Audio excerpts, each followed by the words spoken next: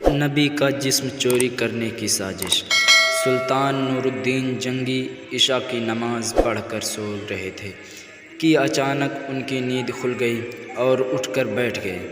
ان کی آنکھوں میں آنسو تھے۔ کہنے لگے، میرے ہوتے ہوئے میرے آقا میرے نبی صلی اللہ علیہ وسلم کو کون ستا رہا ہے؟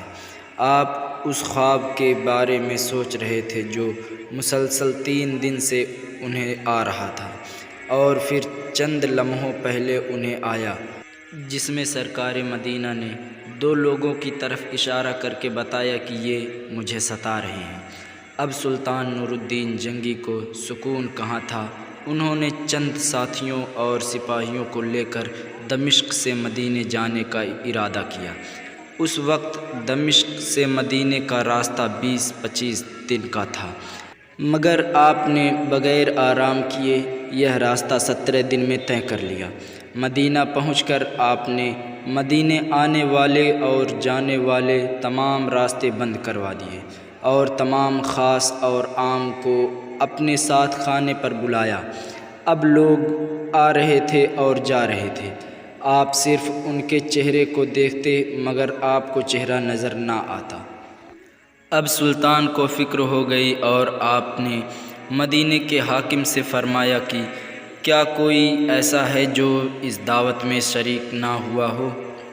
جواب ملا کہ مدینے میں رہنے والوں میں تو کوئی بھی نہیں، ہاں مگر 2 مغربی مسافر ہیں جو روضہ رسول کے قریب ایک مکان میں رہتے ہیں، تمام دن عبادت کرتے ہیں اور شام کو جنت البقیع میں لوگوں کو پانی پلاتے ہیں، اور یہ لوگ کافی وقت سے مدینے میں رہ رہے ہیں۔ سلطان نے ان سے ملنے کی خواہش جتائی۔ دونوں مسافر بظاہر بہت عبادت گزار لگتے تھے۔ ان کے گھر میں تھا ہی کیا، ایک چٹائی اور کچھ ضرورت کی چیزیں۔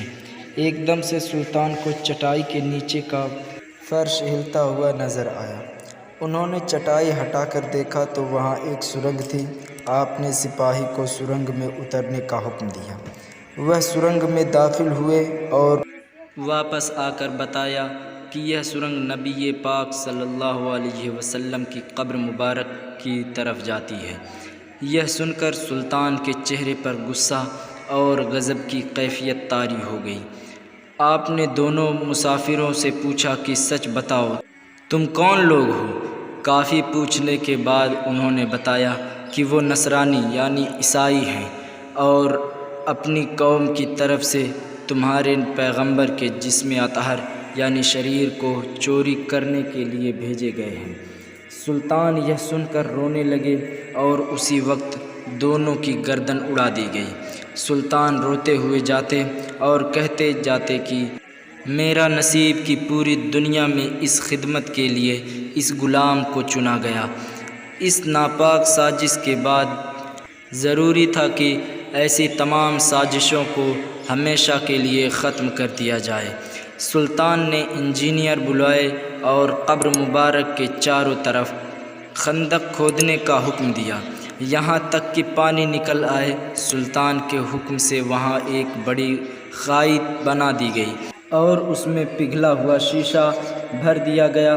شیشے کی خندق اور دیوار بنا دی گئی جو آج بھی روضہ رسول صلی اللہ علیہ وسلم کے ارد گرد موجود ہے۔